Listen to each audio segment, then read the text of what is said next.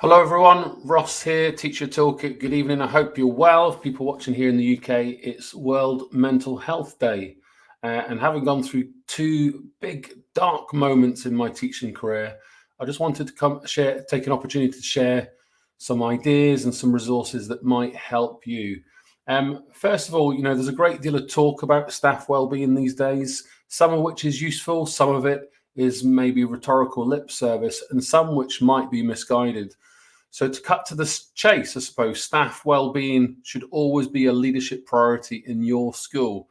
And in some of the schools I work with, they now have not just a well-being policy for staff and a well-being team, but the team have a budget in order to drive some important well-being initiatives across the organization. In schools, teachers squash the equivalent of a full working year, and more often than that, in just 39 weeks. People outside of education see long holidays, but don't often get to see extended and sometimes grueling hours that teachers work during term time. And if you ask a partner of a teacher about evenings and work weekends during term time, they'll likely tell you a story of continuous work with not enough time for nights out, a bit of fun maybe in the holiday half term until the next one comes along. And in recent years, a number of schools have been taking the lead on developing approaches to staff wellbeing. And whether you work in one of these schools or not, there's a lot you can do for yourself. So on my website, let me just signpost a few things for you here. If you pop over to the 5-minute plan, which many people will know of, last time I did the statistics, over 3 million people had downloaded it. But if you go right to the bottom, you're going to find 47 incarnations of the 5-minute plan for all other aspects of school life. And in here, and you can download this as a resource on the website, so I'll signpost where that is. But here, number 14 is the staff wellbeing plan. So let me just put this full size. I just want to explain this, I suppose, in hopefully 5 minutes. So let me just move this title out of the way. And let's see how we get on. So I guess the first line across the top of the screen there, you've got the kind of well-being millionaire approach, 50-50, phone a friend, ask the audience. For teachers, we need to, first of all, the 50-50 button, try to decide and plan how we'll spend our time each week during hours and also working hours outside of school. And if you're not careful, work can expand to fit every waking hour.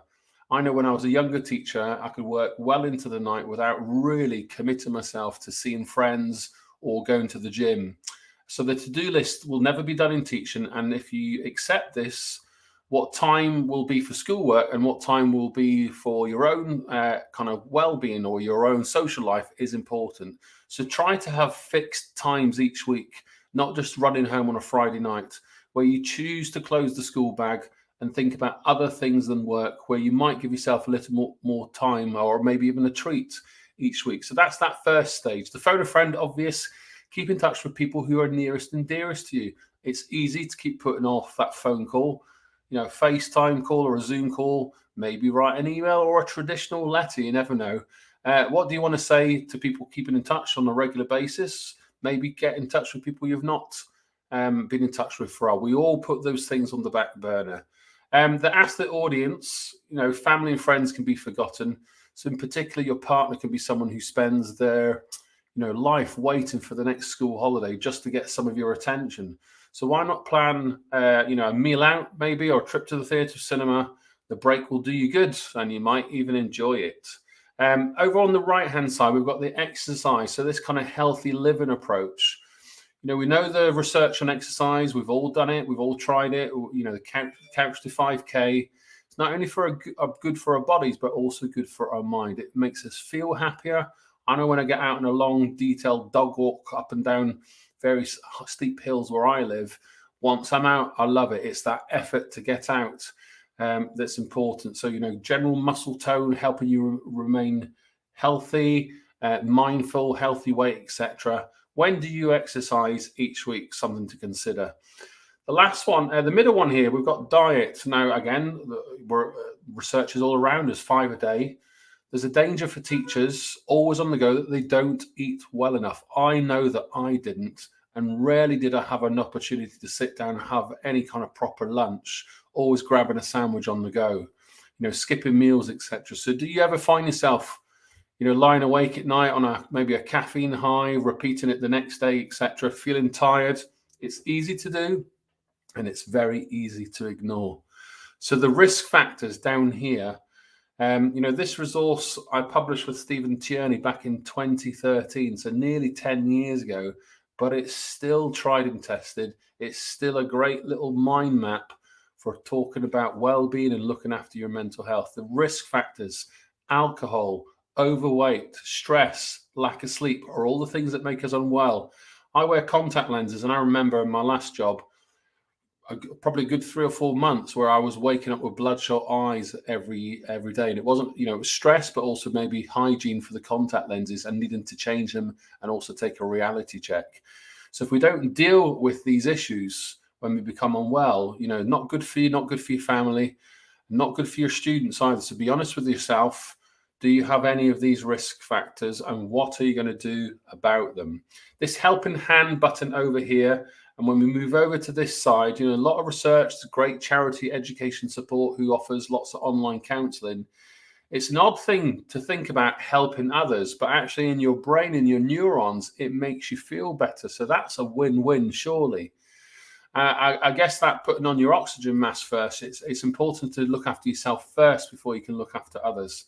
So there's many ways to help here, but a few things you can think about, sponsored charity walks, swims, all those types of things, go to charity events, giving up a day or the weekend to take part in something collective is also going to make you feel good.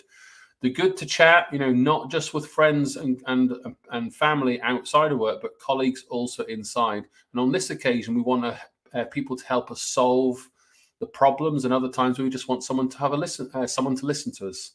So make sure you got that critical friend in the workplace. The last one, putting your worries into a box. Now, I guess in my life now, teacher, blogger, running a small business, the tax man, tax lady, all after me and all those types of things. I often get worried about those things, but it's not the end of the world. I can think my worries in a box, I suppose. There'll be times when I need to deal with it, other times when I can forget about it.